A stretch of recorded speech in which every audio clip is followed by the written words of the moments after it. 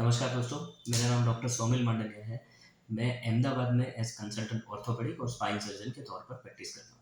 दोस्तों, अगर आपके डॉक्टर ने आपको रीढ़ की हड्डी की स्पाइन सर्जरी की सलाह दी हुई है, तो ये वीडियो डेफ़िनिटली आपके लिए है। और इस वीडियो में मैं आपको कुछ ऐसे तरीके दिखाऊँगा जिससे स्पाइन सर्जरी अवॉइड की जा सके। सबसे पहले तो स्पाइन सर्जरी अगर आपको सजेस्ट की हुई है, तो आपके डॉक्टर ने या तो वो कमर दर्द के लिए सजेशन दिया हुआ है या फिर स्लिप डिस्क या साइटिका जो पूरे पैर में दर्द जाता है नसों के ऊपर, उसके लिए सजेशन दिया जाता है। कमर में दर्द होता है, ये मोटे तौर पे कमर के जो रीढ़ की हड्डी के छोटे-छोटे जॉइंट्स होते हैं, जो सांधे होते हैं, उसमें खराबी आने के कारण हो सकता है। या फिर स्लिप डिस्क जो हमारे डिस्क है, उसमें बल्ज होता है, तो फिर हो सकता है। और पैर में जो दर्द होता है, वो यूजुअली स्लिप डिस्क के कारण होता है। दोस्तों, पैर में जो दर्द होता है, उसका मोटे तौर पर रीज़न गादी खिसकने के कारण होता है। गादी एक ऐसी चीज़ होती है, वो बहुत ही सॉफ्ट होती है। रीढ़ की हड्डी के 2 जो मणके होते हैं, उसके बीच में गादी आती है। वो गादी अगर खिसक जाती है या गादी का कोई पीस होता है, वो अगर बाहर आ जाता है, जिसे हम स्लिप डिस्क कहते हैं, वो बाहर आने से नसों के ऊपर दबाव आता है और वो नस जहाँ पर भी सप्लाई करती है पैर में, वो पूरी नस के ऊपर हमें दर्द होता है। तो मोटे तौर पर 2 रीज़न होते हैं जिसमें आपको रीढ़ की हड्डी की सर्जरी की सलाह दी जाती है। एक तो कमर का दर्द होता है या फिर स्लिप डिस्क जिसमें पूरे पैर में दर्द होता है। तो दोस्तों, मैं कुछ आपको ऐसे तरीके दिखाऊँगा जिससे आप कमर दर्द, स्लिप डिस्क या फिर स्पाइन सर्जरी को अवॉइड कर सकते हैं। सबसे पहला तो ये है कि आपको अपना वज़न कंट्रोल में रखना चाहिए। हमने देखा है कि 90 टू 95% लोग जो हमारी ओपीडी में आते हैं, जो कमर दर्द के साथ आते हैं, उनको वेट गेन के कारण बहुत ही ज़्यादा दिक्कत होती है। या फिर उल्टा, कि जैसे हम जिस किसी को भी बताते हैं कि आप वेट लॉस करिए, तो वेट लॉस से कमर दर्द में बहुत ही फ़ायदा मिलता है।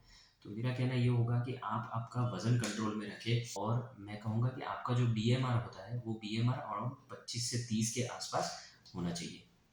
दूसरा ये है कि हैबिट्स जैसे स्मोकिंग और अल्कोहल, ये 2 अगर अवॉइड स्मोकिंग और अल्कोहल अवॉइड करने से बहुत ही फ़ायदा होता है। हमने देखा है कि हमारे पेशेंट्स जो होते हैं, जिनको नर्व रिलेटेड इश्यू होते हैं, जिनको पैर में दर्द जाता है, इनको अगर स्मोकिंग, अल्कोहल अवॉइड करते हैं, तो बहुत ही फ़ायदा मिलता है। स्मोकिंग और अल्कोहल जो भी पेशेंट करते हैं, इनमें नर्व रिलेटेड पेन बहुत ही कॉमनली देखा जाता है। तो आपको ये दोनों चीज़ें अवॉइड करनी चाहिए। तीसरा ये है कि आपका प्रोफ़ेशन कैसा है? जैसे आपके प्रोफ़ेशन में अगर लॉन्ग टर्म सिटिंग है, तो आपका पोस्चर अच्छा रहना चाहिए। जैसे कि आपकी जो चेयर है, उसमें बैक सपोर्ट रहना चाहिए, जिससे कमर पे ज़्यादा लोड ना आए। दूसरा कि आपके दोनों हाथ ऐसे सपोर्ट हो सके, ऐसे होने चाहिए। और चेयर का इंक्लिनेशन अराउंड 100 टू 110 डिग्री जैसा रह सके, इतना बहुत ही अच्छा है। साथ ही साथ में अगर आपको लॉन्ग टर्म सिटिंग की आदत है या फिर आपको ज़रूरत पड़ती है लॉन्ग टर्म सिटिंग में की, तो भी आपको 20 से 25 मिनट पे एक ब्रेक लेना चाहिए।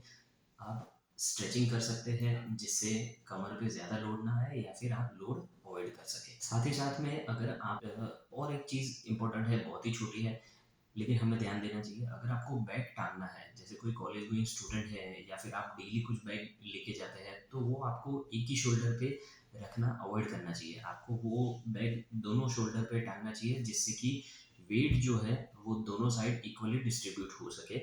इससे आपको अपर बैक पेन नहीं हो। और एक अच्छी ध्यान रखने वाली चीज़ ये है कि आप जभी भी सुबह उठते हैं, आप अपने बिस्तर पर से उठते हैं, तो आपको हमेशा एक साइड करवट लेना चाहिए। करवट लेके दोनों पैर आपको घुटने से मोड़ के नीचे की तरफ लेने हैं और उसके बाद में शोल्डर का सपोर्ट लेके आपको ऊपर उठना है। अगर आप सुबह उठते ही सडनली स्ट्रेट बिस्तर पर से सीधे हो जाते हैं, तो इसमें कमर पर जर्क आने का चांसेस बढ़ जाता है। दोस्तों, और एक चीज़ है जो है एक्सरसाइज। हमारे पेशेंट्स जो होते हैं, वो हमें कई बार बताते हैं कि सर, हमने पहले भी ऐसा हमें कमर दर्द हो चुका है, जिसमें हमने 5-7 दिन के लिए दवाई ली थी, उसके बाद में दर्द चला गया, लेकिन 2-3 महीने ठीक रहता है, उसके बाद में ये दर्द वापस आ जाता है। तो दोस्तों, हमें ये ध्यान रखना है कि अगर आपने 5-7 दिन दवाई ली है, उसके बाद में दर्द ठीक हो जाता है, उसके बाद आपको अगर वापस कमर का दर्द नहीं फेस करना है, तो आपको कमर की एक्सरसाइज करनी है। हुआ है, मसल वीकनेस है, तो हम आपको एडवाइस करेंगे कि आप बैक एक्सटेंशन एक्सरसाइज करें, जिसमें उल्टा लेट के एक्सरसाइज करनी होती है। इसके लिए आप डेफिनेटली आपके फिजियोथेरापिस्ट या फिर स्पाइन सर्जन से कांटेक्ट कर सकते हैं। इसके बाद आता है एक्टिविटी रिस्ट्रिक्शंस या फिर लाइफस्टाइल मॉडिफिकेशन। अगर आपको कमर दर्द है तो आपको एटलीस्ट 15 से 20 दिनों तक आगे झुकना या फिर ज़्यादा वज़न उठाना या फिर ग्राउंड लेवल पर बैठना, ज़मीन पर बैठना अवॉइड करना चाहिए।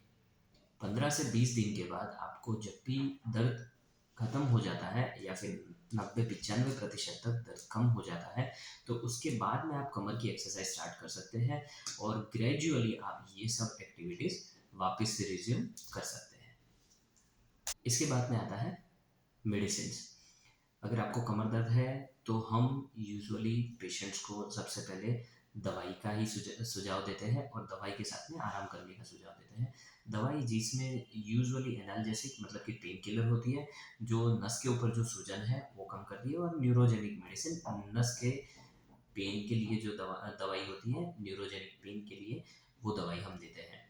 5 से 10 दिन के बाद अगर मरीज को काफ़ी हद तक आराम मिलता है तो हम फिजियोथेरेपी सजेस्ट करते हैं, या फिर इसके बाद में आता है एपिड्यूरल इंजेक्शन, मतलब जो कमर में इंजेक्शन देते हैं। कमर में इंजेक्शन एक सिर्फ 10 से 15 मिनट का प्रोसीजर रहता है, जो हम ऑपरेशन थिएटर में देते हैं। मरीज आराम से आधे घंटे 1 घंटे में हॉस्पिटल से घर वापस जाता है। और 90 से 95% जितने मरीज को कमर दर्द और पैर के दर्द में ये इंजेक्शन से काफ़ी अच्छा आराम मिलता है।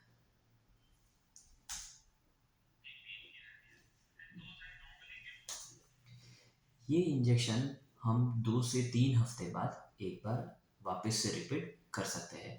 अगर दूसरा या तीसरा इंजेक्शन लेने के बाद अगर मरीज को दर्द में कोई भी फर्क ना पड़ा हो या फिर दर्द बढ़ रहा हो, तो हम डेफिनेटली मरीज को सजेस्ट करेंगे कि हमने अब सब मोडालिटीज़ ट्राई कर ली है, हमें अब सर्जरी के बारे में विचार करना चाहिए।